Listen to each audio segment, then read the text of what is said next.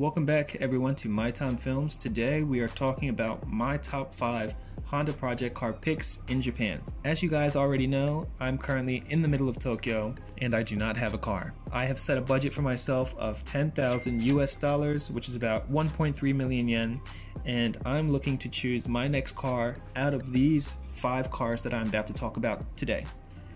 Stick around to the end of the video, leave a comment down below, and let me know what car you think I should buy. Number 5, the Honda Beat. I've been talking about the Honda Beat for the longest time. I've wanted this car so badly. It sounds amazing. It kind of sounds like a mini NSX almost. Here, I'll play a clip for you guys right here.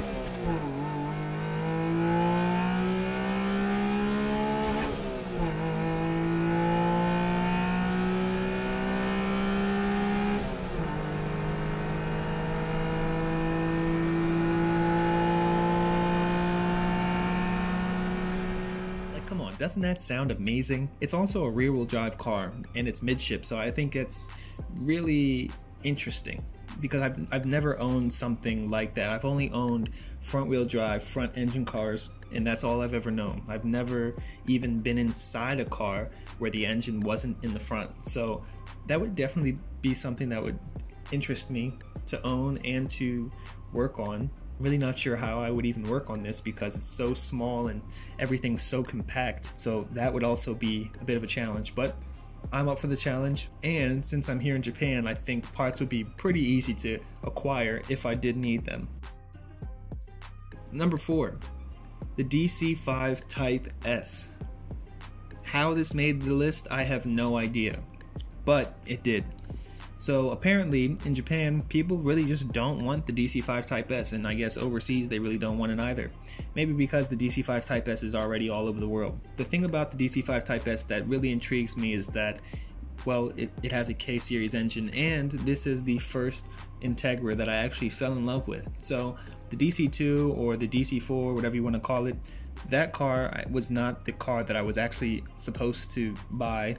The first car that I ever saw that I really wanted was the DC-5.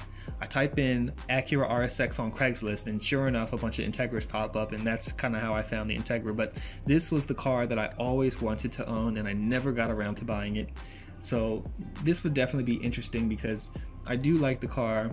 It's not, you know, a Type R, but it's still a car that I would love to own one day, and to be honest, it does also sound amazing, and I'll play a clip right here for you guys too.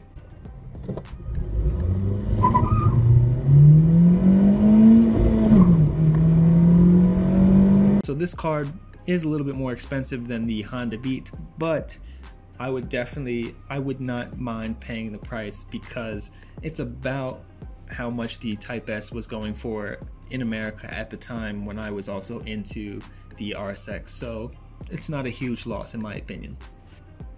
Next up, we have a bit of an oddball, and that is the FD1. So the FD1 isn't really a very interesting car. Actually, it's basically just your average commuter car. And I was thinking, well, if I could get my hands on an FD1, which I pretty much could since they're so cheap, I would probably just keep it cosmetic and not do too much to it, only because, I mean, engine swaps aren't really a thing here, so it's not like you can just drop an engine in something and kind of go about your day. So that would be a car that I would buy purely, you know, based on cosmetics, you know. And since I've already driven a similar car, I drove my brother's 2011 Honda Civic Hybrid. I mean, the car is nice. I do like the look of them aesthetically, but when it comes to, you know, mechanically, there's not much there. It's pretty much just a shell with an engine, and that's it. So yeah, it is a nice car though. It does look great. Definitely would consider it as a daily. The next car to make the list is probably the worst car on this list, and I really do not like this car at all, and that is the Honda Fit. The Honda Fit is not a car that I like very much. I think it looks terrible. I still don't know why Honda made this car. Maybe I should take this off the list, so I'm just gonna scratch that off. The last car to make it onto this list, and probably my most favorite, is the DC-2 SIRG.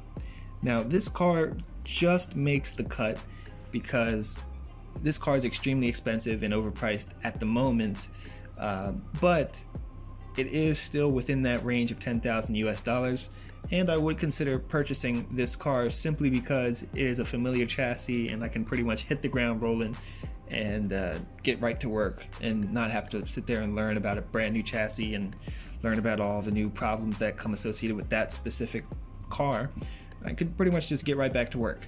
It already has many things that I already kind of want on the car, but like I said, it is the most expensive car on this list, so I'm not sure if I would go with this, the SRIG, or if I would just go with the Type S or with a Beat. I have no idea. So here's where I am going to ask you, the viewer, what do you think I should do for my next car, for the next project on this channel? Leave a comment down in the comment section below if you want to tell me what I should do or what car I should choose, and I will see you guys in the next video.